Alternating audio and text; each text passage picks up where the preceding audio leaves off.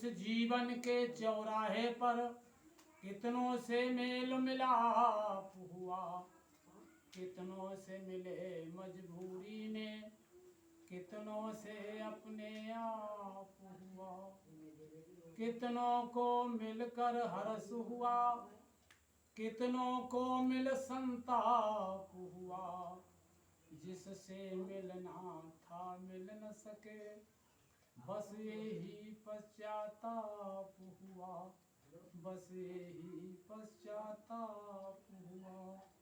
श्रद्धेय मान्यवर आदरणीय सभी हमारे पूजनीय भक्तजन एवं भ्राताओं, घरों में बैठी मात शक्ति राज के हो हमारे प्यारे प्यारे बच्चों, बड़ा ही सौभाग्य है जो हमारे सुनीत बाबू जी और मुनेश मास्टर साहब आचार्य जी जो क्रम को चला रहे हैं, इससे हम लोगों को बहुत ज्ञान मिल रहा है। प्यारे सज्जनों, ईश्वर से हमारी दूरी होती जा रही है और ईश्वर की भक्ति करना सभी चाहते हैं। ऐसा ना कोई ना चाहते, सब भक्ति करना चाहते हैं, लेकिन कुछ हमारे अंदर ऐसी भावनाएं हैं कि जिनसे हम नजदीक नहीं जा पाते हैं। तो कहा है कि मनुष्य जो है कुछ अपने अंदर दुर्गुण दुर्व्यसन ऐसे हैं, उन्हें हटा दे अगर, तो मनुष्य ईश्वर के नजदीक आसानी से पहुंच सकता है। तो बड़ी सुंदर 4 लाइनियां लिखी हैं कवि ने कि नर नारी आज के कैसे जानेंगे भगवान को, नर नारी आज के कैसे जानेंगे भगवान को, नर नारी आज के, नर नारी आज के, परिवारी आज के कैसे जानेंगे भगवान को, लटधारी आज के। मन मंदिर में कभी किसी दिन झाड़ू नहीं लगाया, मन मंदिर में कभी किसी दिन झाड़ू नहीं लगाया, अंधकार अज्ञान अविद्या से अतिनेह लगाया, अंधकार अज्ञान अविद्या से अतिनेह लगाया, भूले हैं ईश्वर के ज्ञान को नर नारी आज के, भूले हैं ईश्वर के ज्ञान को नर नारी आज के, नर नारी आज के, मठधारी आज के कैसे जानेंगे भगवान को, नर नारी आज के। 4 कारण हैं, वो कारण हटा दो तो ईश्वर के नजदीक हम पहुंच सकते हैं। तो पहला कारण है कि मन मंदिर में कभी किसी दिन झाड़ू नहीं लगाया। एक मिस्त्री के बनाए भाई मंदिर में तो हम गए और जाए करके वहां विचार किया कि भाई ईश्वर का दरबार है, तो हम वहाँ बीड़ी भी नहीं पिएंगे, भाई जूता चप्पल भी उतार देंगे, क्योंकि ईश्वर का धाम है, ईश्वर का मकान है। लेकिन हमने अपने जीवन में अपने मंदिर को विचार कभी नहीं करो। ईश्वर के नजदीक जाने के लिए हमें मंदिर अपना भी साफ करना पड़ेगा। वो भी बात बढ़िया है कि उसके अंदर जाओ, साफ सफाई से जाओ, जाना चाहिए। मंदिर इसीलिए होते, संध्या करो, वहाँ हवन करो, बढ़िया बात, सत्संग करो। पर अपने मंदिर का जब तक ध्यान नहीं दोगे तब तक विद्वान बता रहे आगे बढ़ना बड़ा कठिन है। तो हमने अपने मंदिर में बीड़ी, गांजा, सुल्फा, पुड़िया, मांस सारी चीजें डाली। तो इसलिए प्यारे सज्जनों, हम जब तक अपने मंदिर को साफ नहीं करेंगे तब तक उस मंदिर में जाने योग्य भी नहीं है। तो अगली कड़ी में कहा है, खाना पीना ही जीवन का समझा सच्चा सार, खाना पीना ही जीवन का समझा सच्चा सार, इसी लगन में आज देख लो दौड़ पड़ा संसार, इसी लगन में आज देख लो दौड़ रहा संसार, जाने ना ईश्वर के ज्ञान को नर नारी आज के, कैसे जानेंगे भगवान को नर नारी आज के। कहा है खाना पीना ही जीवन का समझा सच्चा सार। कुछ लोग जीने के लिए खाते हैं, कुछ लोग खाने के लिए जीते हैं। तो हम जीने के लिए खाएं, एक औषधि के समान।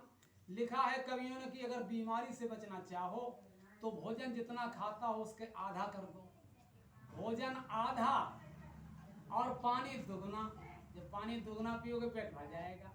भोजन आधा और पानी दुगना और व्यायाम 3 गुना और हंसना 4 गुना और ईश्वर की संध्या 5 गुना। तो प्यारे सज्जनों, खाना पीना ही जीवन का समझा सच्चा सार। सारे जीवन हम खाने पीने की ही तैयारी करते रहे। दुनिया के लोगों से पूछो कि भाई तुम्हारा जन्म किस लिए हुआ, तो बोले रोटी कपड़ा और मकान मांग रहा है हर इंसान। दुनिया के इंसान इतनी चीज ही मांगत। बोले धर्म कर्म, बोले वहां से कोई मतलब नहीं, वहां से कोई मतलब। खाना पीना ही जीवन का समझा सच्चा सार। और सारे जीवन की हमने ताकत लगाई दी और फिर भी हमारी न्याय पूर्ति पड़ी। एक सेठ जी से एक महात्मा ने कहा कि कितनी जायदाद है आपके पास, कितना पैसा है? बोले हमें ना पता, मुनीमन से पूछो। मुनीमन से पूछी कितना पैसा है सेठ जी के पास। मुनीमन ने कहा 8 दिन में हिसाब लगे। चलो हिसाब लगा। वो 8 दिन बाद स्वामी जी फिर गए और कहाँ लागे लगाओ हिसाब। बोले हाँ साहब लगाओ हिसाब। बोले अच्छा कैसो का है? बोले 22 पीढ़ी इनकी अगर लेटे लेटे खानो चाहे कोई काम ना कराएं तो 22 पीढ़ी इनकी पार हो सकती है। तो सेठ जी को पटक लग गई और गिर गए नीचे। लोगों ने उठाए कि आप कैसे गिर गए? बोले केसरी का तुम्हें समय खाया, तैयारी कर रहे हैं। तो कहने का तात्पर्य है प्यारे सज्जनों कि रोटी कपड़ा और मकान इसमें भी पूर्ति नहीं हुई। हमने मनुष्य ने अपनी विचार नहीं किया। एक चिड़िया एक एक दाना खाकर के अपनी पूर्ति करती है शाम तक और सुबह को ईश्वर के गीत गाती है। पता नहीं कब कहाँ दाना मिलेगा। लेकिन हे मनुष्य, तूने अपने जीवन में क्या किया? कोई विचार किया? जब दांत न थे तब दूध दियो, जब दांत दे तो कवन भी दी है। जल में थल में पशु पक्षिन में सबकी सुध ले तो तेरी भी ली है। जान को देती अजान को देती जहान को देती तो को भी दी है। रे मन मूर्ख सोच करे तू सोच करे कुछ हाथ न आए। प्यारे सज्जनों, विचार करिए। ईश्वर के प्रति हमें कोई समय नहीं मिल पाया। सारी ताकत जीवन में हमने खाने पीने में ही लगा। तो ये विचार करना चाहिए। तीसरा हमारे पास जो दुर्गुण है वो कौन सा है? कारण ईश्वर से न मिलने का कि झूठे वाद विवादों में जो वक्त कीमती खोवें।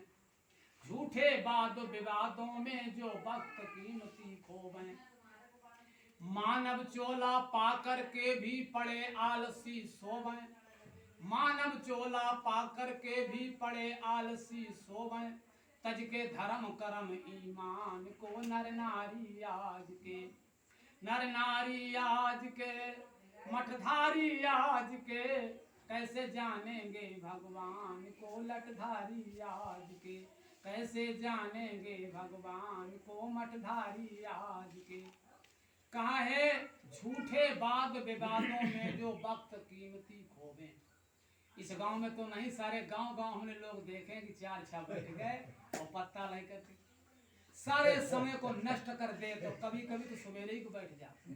उन 52 पत्तन में कहीं ईंट चले, कहीं कोट हुई गो, कहीं 6 हाथ भय, कहीं 20 भई और ना कौआ भरे आटा आओ, ना एक ईंट वहां, ना कहो बनियान कोट।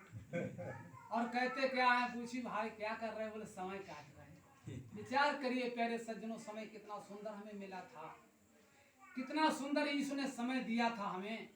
और समय हमारा आज धीरे धीरे इस झूठी गप सड़पी में जा रहा है।